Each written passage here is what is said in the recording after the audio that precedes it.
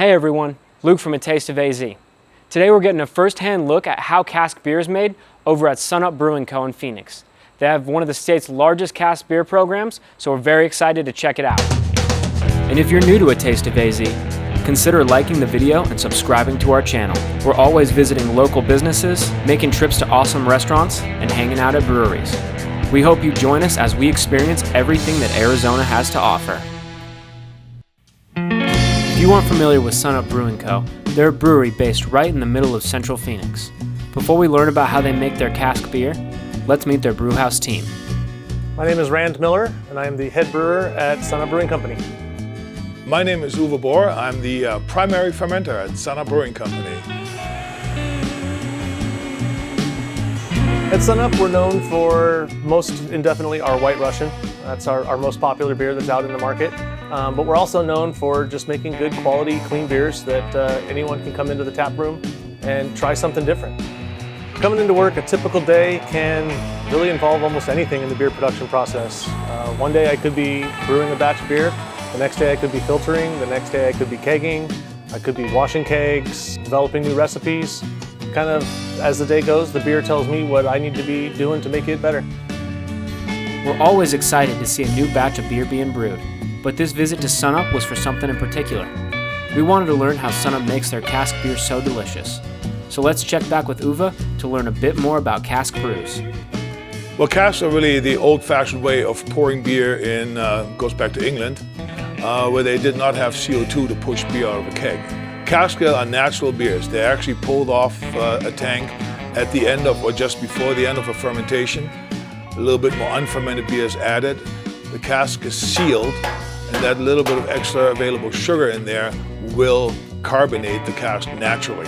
So they're naturally carbonated, usually less than a normal beer, about half to 1/3. And the fun thing is you can add things to it. Traditionally, of course, you would add more hops to it for more flavor and aroma, but things have just blown up since then. You can just use anything you want to, from herbs and spices and vegetables, anything you can possibly imagine. When Sunup makes their cask beers, they use the best quality ingredients. During our visit, we witnessed a huge variety of flavors being added to their cask beer, from dried chilies to fresh fruit. The very first cask was orange essence. So goes great with an imperial stout. It's got some of the sweetness left in it, and the oranges will just really go well with it. Whole fruit work great as well. We do both. The next one is chocolate and ancho chilies. So we ripped up some ancho chilies. We're using some of the seeds. We want a little heat, but not too much. And we put cocoa nibs in it. So it's an ancho chocolate chili beer. Kind of Mexican, South American inspired, Inca inspired. The next two casks that we're going to fill up are going to be, one of them is going to be the actual White Russian. So we're going to take the Imperial Stout and then put the White Russian coffee beans in the cask, and that's how the original White Russian was conceived. The next one we're going to have is going to be the Imperial Stout with toasted coconut. So we're going to add about 10 ounces or so of toasted coconut, add that to the cask and let it infuse. So this is unfermented beer called wort. This will give the yeast the food and the sugar to produce the alcohol it needs to carbonate the beer. And we go very exactly 25 milliliters each.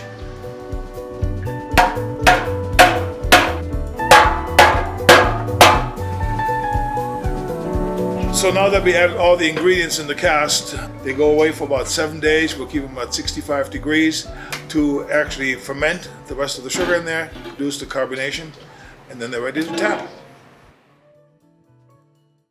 A few weeks after our initial visit to Sunup, we had the pleasure of visiting their awesome tap room. Now this was right before COVID, so we were able to talk with people about their thoughts on Sunup's cask program. People that come into the tap room really like the fact that we have the cask program and the cask engines that we have. It's a totally different style of service, so a lot of people really like to get into the nuances of what the cask gives you different than draft beer. A lot of people come in and they don't know anything about what cask beers are, so then they like to hear us talk about how it's prepared, how it's served, and the differences while they try it. And they even can sometimes try the beer on tap and on cask side by side, so they can really see the big differences that way. Sunup's cask beers and the rest of their tap list are truly some of our favorite. If you haven't tried their White Russian Imperial Coffee Stout before, we can't recommend it enough. Make sure you visit Sunup's taproom sometime, follow them on social media. See you next time.